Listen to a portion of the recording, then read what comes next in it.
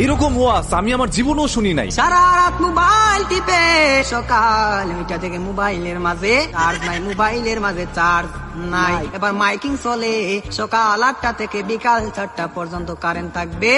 এবার টেনশন আছে না নাই, সারাদিন কারেন্ট থাকবে না।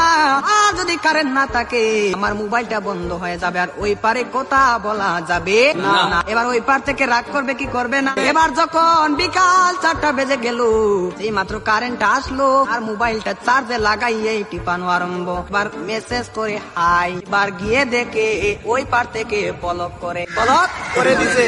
এবার ছেলেটা তো টেনশনে আছে, আরে ব্লক করে দিল, আমার দিনে তো ভালোবাসা কোথায় গেল।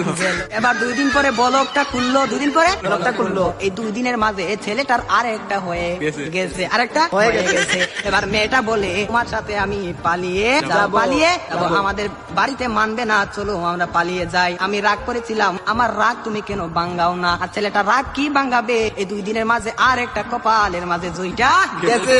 ওই মেয়েটা বলে চলো আমরা পালিয়ে যাই, ছেলে বলে চলো। এবার ছেলেটা মনে মনে ভাবে তোমার একটা শিক্ষা দিতে হবে। এবার মেয়েটা সকালে স্টেশনের মাঝে গাড়ি গুটি লইয়া রেডি। এবার ছেলেটা তো আসে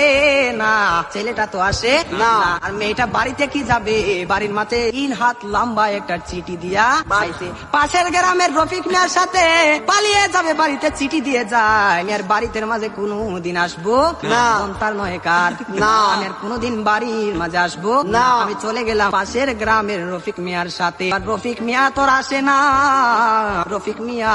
আসে না, এবার 1 ঘন্টা চলে যায়, 2 ঘন্টা চলে যায়, ছেলেটার মোবাইলে বন্ধ। মেয়েটা তো আর বুঝার বাকি হলো না, আমাকে চলে গেল ছাড়িয়ে, আমাকে ফাঁকি দিল, এখন তো মরা ছাড়া কোনো উপায় নেই। পরের দিন সকালে মাইকের মাঝে আওয়াজ শোনা যায়, সকলে পড়ি ইন্না লিল্লাহি ওয়া ইন্না ইলাইহি রাজিউন।